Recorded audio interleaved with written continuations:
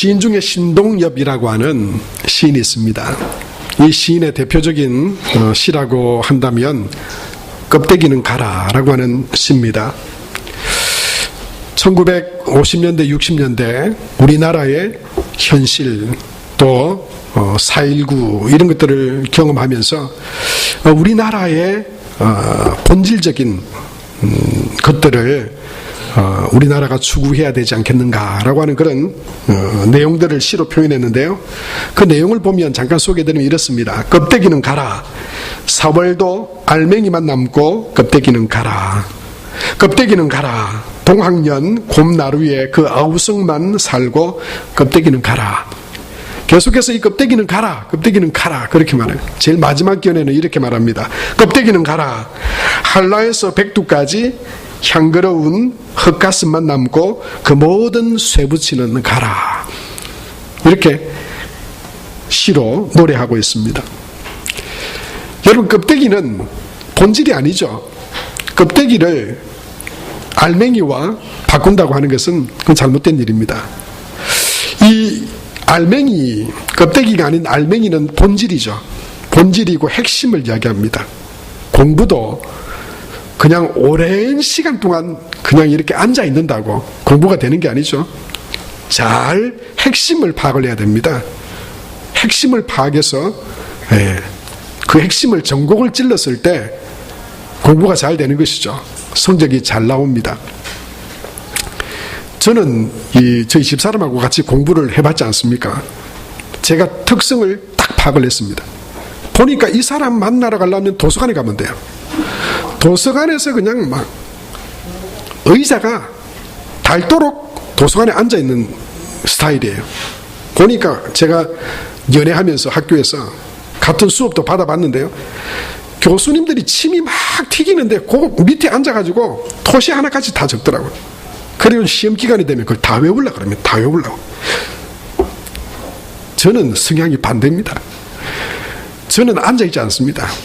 그냥 놀러 다닙니다. 대충 뭐 나오겠거니 뭐 그래서 성적이 좋았던 건 아닙니다만, 되게 좋았던 건 아닙니다만은 엉덩이가 조금 더 성적이 좋았습니다. 저는 이래 찍다가 안 찍힌 게 있어가지고 잘 못 찍어가지고 핵심을 피해가지고 찍어가지고 결과가 조금 그렇게 썩 좋진 않았지만, 그렇다고 뭐 제가 되게 못한 건 아닙니다. 공부도 핵심을 잘 찍어야 됩니다. 그리고 우리 인생의 길도 시행착오가 적어야 됩니다. 이 구멍 저 구멍 찾다가 나중에 제대로 된 목적지에 턱 다다르면 이미 오랜 시간이 다 흘러버리고 난 뒤에야 아이고 이제서야 내가 찾았다고, 본질을 찾았다고, 목표를 찾았다고. 그렇게 되면 여러분 찾지 못한 것보다야 낫겠지만 그 시행착오가 적을수록 삶에 여러분 기쁨과 행복이 더 있는 것 아니겠습니까? 여러분, 우리 신앙에도 본질이 있습니다. 껍데기가 있고 본질이 있어요.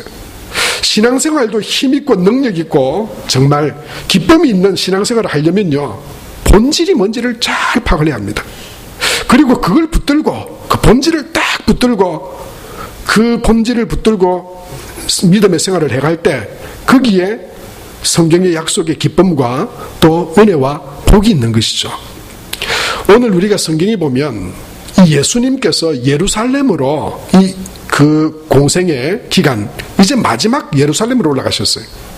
그리고 그 예루살렘에 머무시면서 몇 가지 일을 하셨습니다. 그 일들을 보면 첫 번째는요, 아무도 타보지 않은 나귀 새끼를 타고 예루살렘으로 입성하셨어요. 만왕의 왕으로, 겸손의 왕으로 오신 예수님께서 그 나귀를 타고 들어가셨죠. 그리고 그 다음 날에 예루살렘에 머물러 계시지 않고 베단이라고 하는 곳으로 나오셨습니다. 나오셔서 다시 또 예루살렘으로 다음 날 가려고 하는데 멀리서 보니까 무화과 나무가 한 그루 있는 겁니다. 성경에 보면 잎만 무성했다 이렇게 되어 있지 않지만 복수로 되어 있어요. 그러니까 잎이라고 하고 잎들이 이렇게 번역되어 있는 걸로 봐서는 아마 잎이 무성한, 밖에서 볼 때는 야 건강하고 참 잘 큰 나무, 그런 나무를, 무화과 나무를 본 거죠. 그리고는 성경에 보니까 시장하셨더라 그렇게 말했어요. 예수님께서 시장하셔서 멀리서 볼 때 그 무화과 나무가 너무 좋아 보이는 나무니까 아마 기대를 가지고 가까이 가셨던 것 같아요. 근데 가보니까 이 무화과 나무에 열매가 하나도 없는 거예요. 성경에 보니까 무화과의 때가 아직 아님이라 그랬는데요. 이 말은 무화과 자체가 열리지 않는 계절이다라는 게 아닙니다. 이 유대에는, 이 예루살렘에는 무화과가 1년에 2번 수확할 수 있는 그런 철이 있었습니다. 한 번은요, 이제 4월이 되면 자그마한, 그러니까 수확할 가을에 10월 달에 수확할 큼지막한 무화과가 아니고 겨울에 잎이 나기도 전에 먼저 맺히는 무화과 나무 열매가 있다 그럽니다. 그러니까 이 4월경이니까 잎도 무성해질 무렵에 열매가 맺힐 그런 때라고 하는 거죠. 예수님이 바로 예루살렘에 가셨던 바로 그때가 수확철은 아니지만 그러나 열매를 기대할 수 있을 만한 때였습니다. 근데 가봤는데 이 무화과 나무에 열매가 없어요. 예수님께서 어떻게 해버리십니까? 아주 단호하게 그 무화과 나무를 저주하십니다. 이제부터는 땅에서 무화과 나무를 이 나무에서 무화과 열매를 먹지 못할 것이다. 저주를 이 나무에게 퍼부으셨어요. 그리고는 예수님은 예루살렘으로 가셨습니다. 그리고 그 예루살렘에서 예수님께서 뭘 하셨냐면요. 여러분 이건 마치 영상처럼 영화처럼 한번 돌려보시면 돼요. 막 무화과 나무를 저주하신 뒤 예루살렘으로 들어가셨는데요. 가보니까 예루살렘에 사람들이 막 너무 많은 거예요. 너무 소란스러워요. 뭐 한다고 소란스러운 가면 거기서 막 사람들이 하나님께 드릴 제사, 예물, 또 먼 곳에서 타국에서 가지고 와서 거기서 이제 물건을 구입해야 되는데 그러면은 여러분 우리도 미국 가면 달러 써야 되잖아요. 환전상들 뭐 이런 막 사람들이 짐승 소리에 그 분비물에 흥정하는 소리에 이 예루살렘 성전이 막 시장 같은 거예요. 예수님은 그것을 보면서요 상을 뒤집어 엎으셨다고 그랬어요. 상을 뒤집어 엎으시고는 채찍을 가지고는 막 파는 사람들과 짐승들을 내어 쫓으셨어요. 마치 아마 광인처럼 보였을 거예요. 미친 사람처럼 보였을 거예요. 여러분 그게 어떻게 웃으면서 할 일이겠습니까? 여러분 뭐 편안하게 뭐 인상 좋게 하면서 할 일 아니잖아요. 화가 나신 거예요. 예수님이 분노하신 거예요. 그렇게 분노하실 적이 없을 정도로 화가 나시고 분노하셨어요. 그래서 대제사장들과 서기관들이 어떻게 예수를 잡아 죽일까? 왜냐하면 이 대제사장들과 종교 지도자들이 허용된 안에서 그들이 성전 안에서 막 매매를 하고 장사를 하고 돈을 바꿔주고 그걸 통해서 뭐냐면 이익을 얻었거든요. 장사를 했거든요. 거기서 짐승도 멀리서 가지고 온 짐승들은요 퇴짜를 보고는 흠이 있다, 별로 흠이 되지 않는데도 흠이 있다고 해가지고는 그걸 하나님께 못 드리게 합니다. 성전의 제사를 못하게 합니다. 그리고는 심지어는요 100배까지 돈을 얹어 붙였대요. 이까지 와가지고 예배 안 드릴 수는 없고 예배를 드리자니 이 제물로는 안 된다 그러고 자기들이 파는 거를 사야 된다. 거기서 남는 이익금이 종교 지도자들에게도 들어가고 장사하는 사람들에게는 그게 이익이 되고 수단이 되어서 여러분 이 성전 자체가 지금 본질을 잃어버린 거예요. 성전이 예수님 오늘 말씀하셨잖아요. 만민이 기도하는 집이 될 것이다. 하나님 향해서 나와서 예배하고 하나님께 경배하는 그런 예배 처소가 돼야 되는데 이게 사람의 이익과 서로가 결탁해서 자기의 만족을 누리고자 하는 그런 곳으로 변질되어 버린 것입니다. 예수님은요 그 성전을 채찍으로 뒤집어 엎으시고 그 상을 뒤집어 엎으시고 사람들 쫓아내시고는 밖으로 나가셨어요. 그리고 베다니로 가시는 길에 여러분 여기에 또 중요한 사건이 하나가 나옵니다. 아까 저주하셨던 이 무화과 나무가요 근데 다음날 가다 보니까 그것이 뿌리째 말라 죽어 있는 것입니다. 예수님 저주하신 것처럼 다시는 이 나무에서 열매를 먹지 못하리라 하신 말씀처럼 그 무화과 나무가 말라 뿌리까지 다 말라 죽어 있었습니다. 제자들이 베드로가 그걸 보고 의아해했습니다. 이게 어떻게 된 일입니까? 그때 예수님께서 그 대답을 13절에 보면 이렇게 말씀하고 계시죠. 우리 13절 다 같이 한번 보겠습니다. 시작. 멀리서 잎사귀 있는 한 무화과 나무를 보시고 혹 그 나무에 무엇이 있을까 하여 가셨더니 가서 보신즉 잎사귀 외에 아무것도 없더라. 이는 무화과의 때가 아님이라 그랬어요. 여러분, 여기서 우리는 이 두 가지 사건을 잘 비교해 봐야 됩니다. 가운데에는 알맹이가 있습니다. 그 알맹이가 뭡니까? 예루살렘 성전이에요. 신앙의 알맹이라 뭘까요? 하나님을 예배하는 믿음이죠. 하나님을 예배하는 믿음이에요. 그런데 그 주변에 뭐가 앞뒤로 둘러싸고 있습니다. 뭐가 둘러싸고 있나요?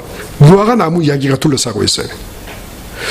여러분, 성전이 안에 있고 오늘 말씀을 보면 무화과 나무 이야기가 앞에도 나오고 말라 죽었다고 하는 게 뒤에도 나와요. 여러분, 이것은요 그냥 단순히 그냥 그런 일이 있었더라. 오늘 성경에는 심지어 무화과의 때가 아님인데도 예수님이 마치 그걸 저주하셔서 하신 것처럼 그렇게 표현이 되어 있는 거라고 하는 거죠.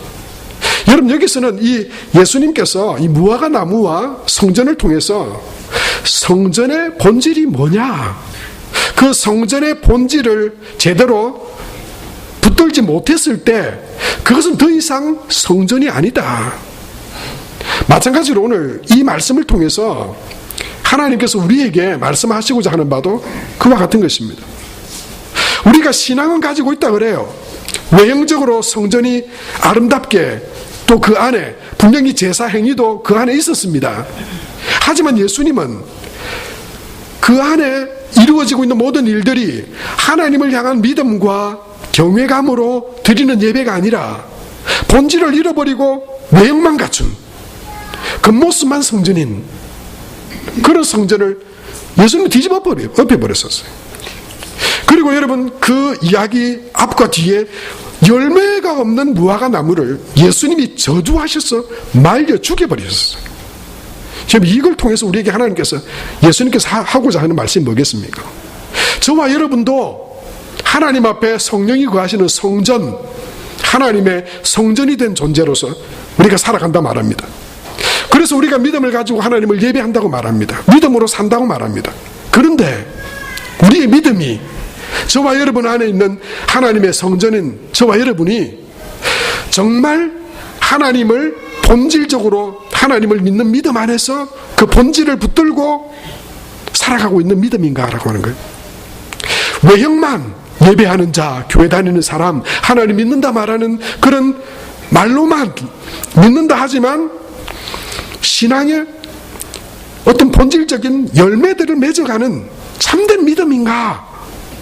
이걸 오늘 말씀을 통해서 하나님께서 한번 우리의 믿음을 돌아보기를 원하시는 거예요.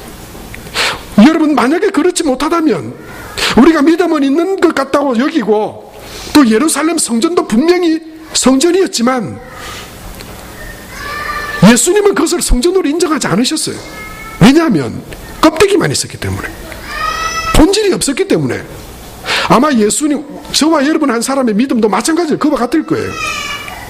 우리가 믿음을 가지고 있다고 우리가 외형적으로 예배하는 사람, 또 하나님 앞에 예물도 드리는 사람, 그렇게 살아가는데 본질적인 것은 없고 그 외형적인 것만, 종교 행위만을 가지고 있다면 아마 오늘 이 말씀으로 빗대어 말한다면 우리도 죽은 나무와 같은 거다. 예수님이 보시고 기뻐하시고 즐거워하실 게 아니라 상을 뒤집어 엎어서 이건 아니다, 이건 잘못됐다, 이건 본질적으로 틀렸다 라고 말씀하실지도 모른다고 하는 거예요. 그러니까 여러분, 우리가 신앙 안에서 본질적으로 붙들어야 될 믿음, 오늘 그것이 바로 믿음임을, 그 본질이 믿음임을 예수님께서 말씀하셨는데요, 그 말씀이 어디 있냐면 22절과 23절에 이렇게 말씀하고 있죠. 말씀을 보면 이렇습니다. 우리 다 같이 한번 읽겠습니다. 시작.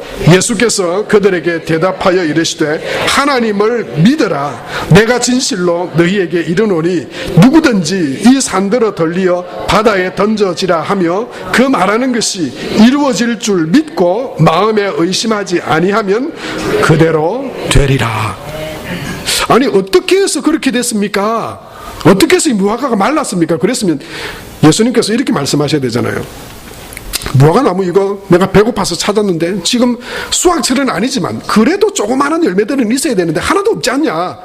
그 자리에서 내가 그냥 홧김에 이 나무를 그냥 말려주겠다. 이렇게 대답한다면 이게 앞뒤가 맞잖아요. 그런데 제자들이 물어요. 베드로가 묻습니다. 주님, 왜 이 무화과나무가 다 말라버렸습니까? 그러자 뭐라고 말씀합니까? 대답이요, 하나님을 믿어라, 이 이야기예요. 이게 대답으로 주신 말이에요.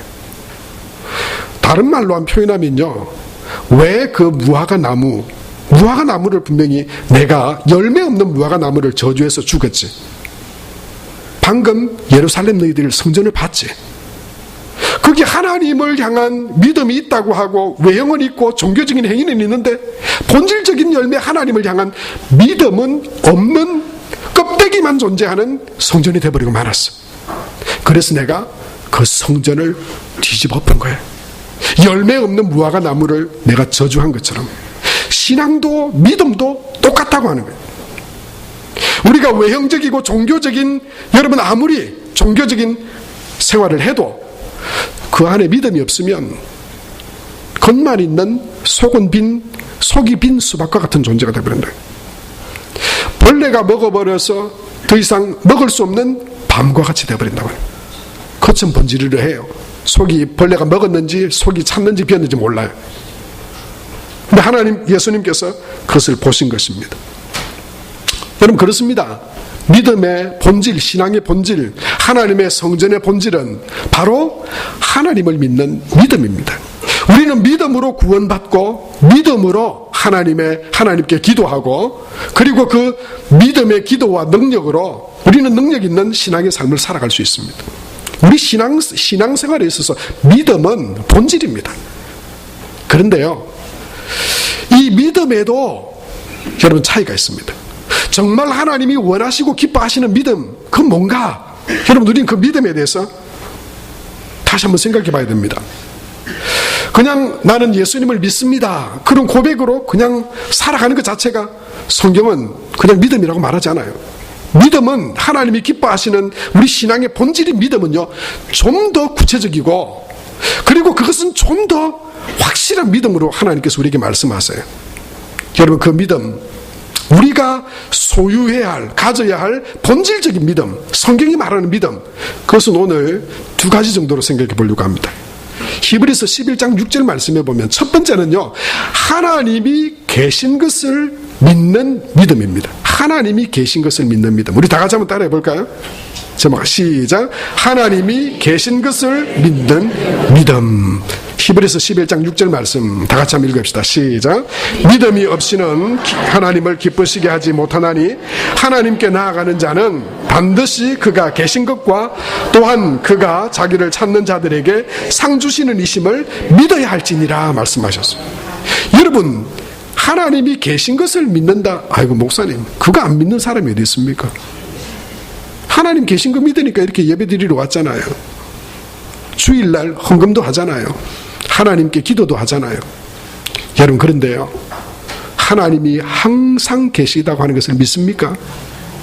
항상 언제나 교회만 예배 드릴 때만 하나님이 계시다, 항상 계시다, 살아계시다, 여러분 그게 아니고요, 하나님이 나 혼자 있을 그 시간에도, 우리 가정에서도, 내가 일하는 직장 가운데서도 하나님이 그곳에 계시다, 살아 계시다.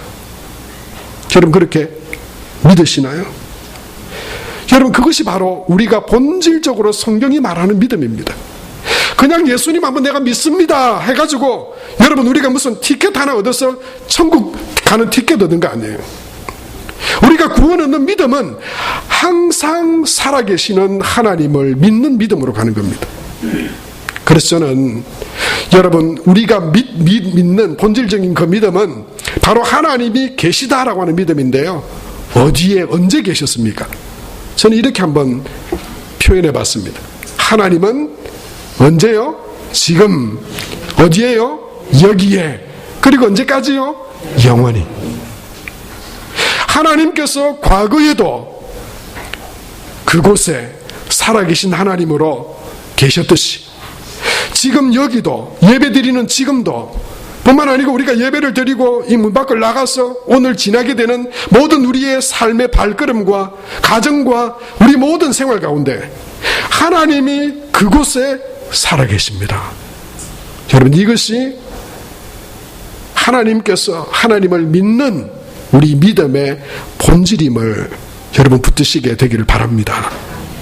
여러분, 그 믿음을 가지고 우리가 하나님 앞에 나아갈 때 나뿐만 아니고 나와 너와 우리 가운데 영원히 살아계시는 하나님, 그 하나님을 우리가 믿을 때, 그 하나님을 붙들 때 히브리서 11장 6절에는요 하나님께서 상 주시고 또한 복을 주시고 우리가 붙들어야 될 믿음이라고 하는 것을 우리에게 말씀하고 있는 것을 봅니다.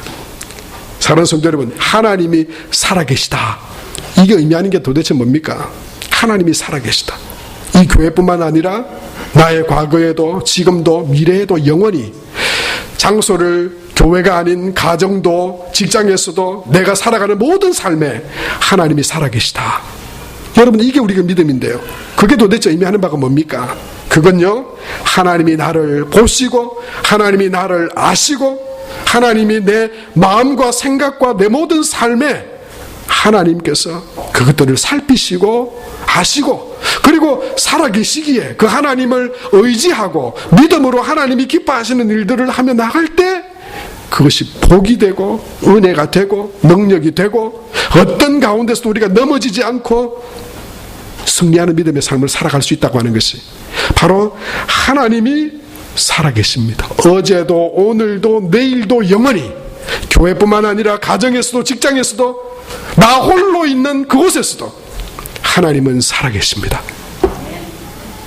여러분, 그 믿음으로 하나님을 믿고 예배하며 의지하며 나가는 그런 은혜가 저와 여러분 가운데 있게 되길 바랍니다. 여러분, 지금 이 시대에 신앙인들이 힘을 잃고 교회가 힘을 잃어가고 있는 이유가 뭘까요? 하나님을 믿는다고는 분명히 말하는데 교회에서만 하나님이 살아계신 거예요. 하나님을 믿는다고 하는데 믿는 사람들끼리만 살아계신 거예요. 교회를 떠나고 문 밖을 나가고 세상 가운데서 살아갈 때는 내 마음대로 그냥 하나님이 살아계신지 안 살아계신지, 하나님이 그 말과 행위와 그 마음의 중심을 보시는지 안 보시는지 아랑곳이 하지 않고 그냥 내 마음대로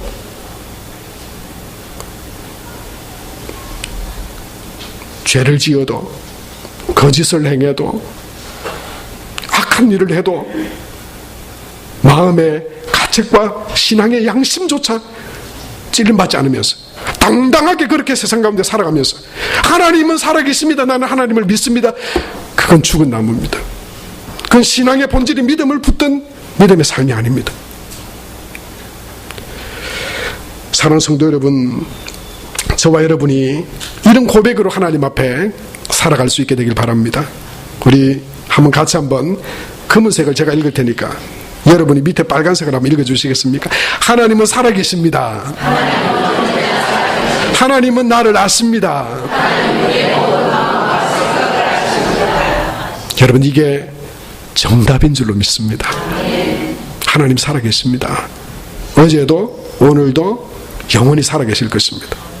그리고 그 하나님은 나를 아십니다. 내 마음의 아픔도 내 삶의 문제도 아십니다. 그 하나님, 나를 아시는 하나님께서 하나님을 향한 내 마음의 믿음의 중심도 하나님 아십니다. 그 믿음을 아시는 하나님께서 택하여 부르신 하나님의 백성들과 자녀들에게 우리에게 은혜 베풀어 주실 줄 믿습니다.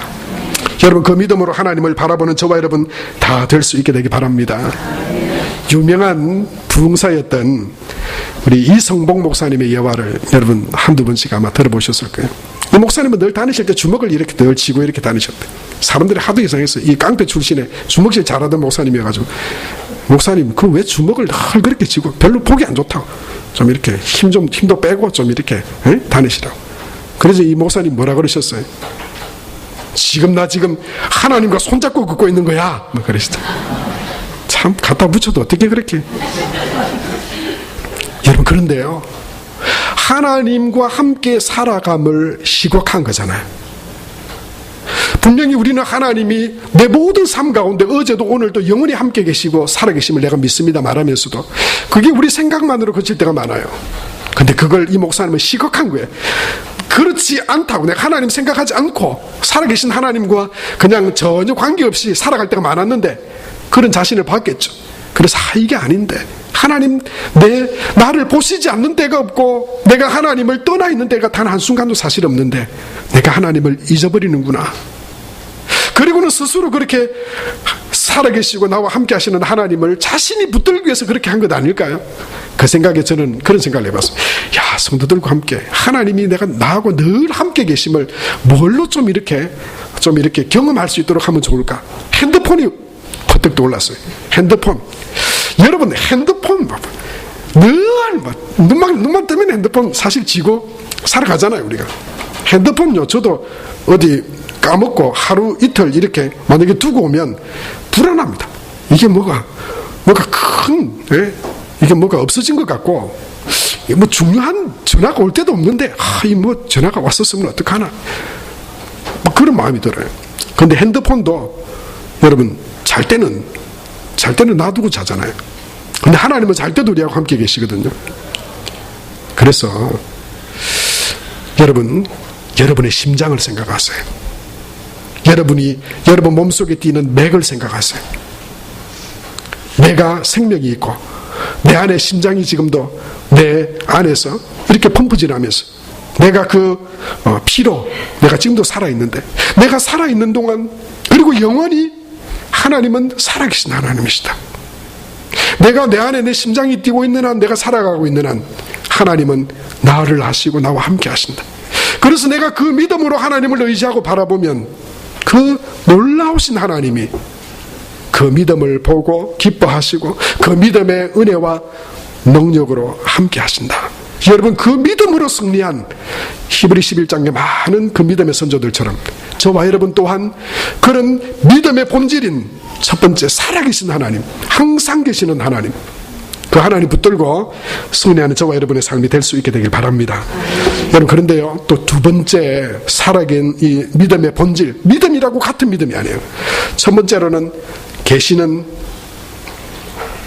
것을 믿는 믿음입니다. 항상 계시는 것을 믿는 믿음. 두 번째는요, 상 주시는 이심을 믿는 믿음입니다. 저가 참 따라해 볼까요? 하나님이 상 주시는 분이심을 믿는 믿음. 여러분, 오늘 예배 드리러 나오면서 여러분 하나님을 믿는 믿음으로 나오셨죠? 그런데 여러분 안에 어떤 기대가 있습니까? 내가 하나님을 예배하러 가고, 복이신 하나님 앞에 가고, 창조주이신 하나님 앞에 가고, 우주 만물의 근원 되시는 하나님 앞에 내가 예배하러 기쁨으로 나가는데, 하나님께서 내게 오늘 은혜를 베풀어 주실 거야. 하나님이 나를 오늘 위로해 주실 거야.